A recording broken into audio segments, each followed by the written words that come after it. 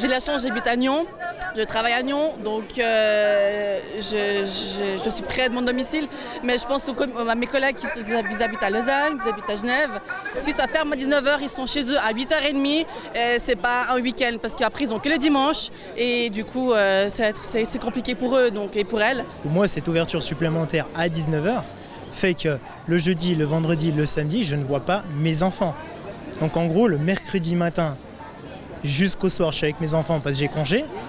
Mais ensuite, je les vois que le dimanche matin. Donc elle est où ma vie de famille? Je suis aussi maman et puis du coup, il faut aussi que je profite de mon fils le soir. Vendredi soir, à Nyon, une centaine de vendeurs et vendeuses manifestaient contre l'extension des horaires jusqu'à 19h le samedi. Pour rappel, fin mai, le syndicat UNIA, les partis de la plateforme de gauche et des vendeuses, lançaient un référendum contre la décision accordée par le législatif de la ville. Une mesure que les protestataires ne comprennent toujours pas. À part UNIA qui est venu nous demander dans les magasins qu'est-ce qu'on en pensait, personne n'est passé nous poser la question.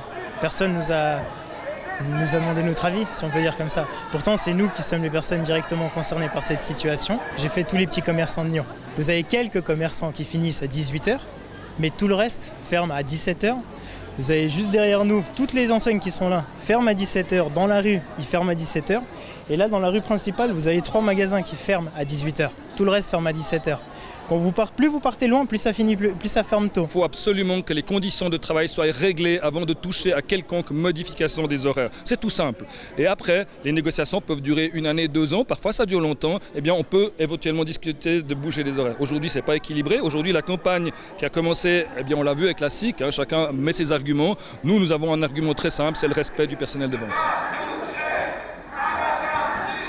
Entre chants et discours, les opposants ont profité de la manifestation pour partir à la chasse aux signatures. Aujourd'hui, on est à peu près à la moitié des signatures. Ça rentre bien. La population, on a un très bon écho de leur côté. Le personnel de vente se mobilise également. Et ça, c'est vraiment plutôt bien parce qu'on avait peur qu'elles ne puissent pas le faire en dehors de leur temps de travail. Elles le font. Elles sont sur les stands pour venir nous aider. Et ça, c'est plutôt bien. Beaucoup de vendeuses ont peur de prendre la parole face caméra et de s'exprimer. Pourquoi ? Oui, tu comptes moi. J'étais un peu pris de court parce qu'elles n'osent pas forcément dire un peu ce qu'elles veulent. Elles ont peur de l'employeur, des représailles. Une manifestation qui semblait donc s'insérer parfaitement dans le cadre de ce 14 juin, journée de la grève des femmes. Le personnel de vente a insisté pour être inséré dans ce 14 juin parce que précisément les revendications qu'elles ont correspondent exactement à ce que toutes les femmes de ce pays finalement demandent. Et c'est pour ça qu'elles appellent également toutes les femmes de Nyon à voter pour le référendum. Si vous écoutez leur slogan, elles ne disent pas vendeur, elles disent vendeuse. Et ce que je comprends, parce que c'est leur journée, c'est pas la nôtre, c'est celle des vendeuses et des féministes. Ça vous choque pas, vous, par exemple, que dans la presse, on parle des vendeuses et pas des vendeurs? Non, on est une minorité. Si on regarde, à chaque fois, les minorités sont un peu oubliées. Moi, ça me choque pas du tout. Parce qu'aujourd'hui, on sait qu'il y a des différences de salaire.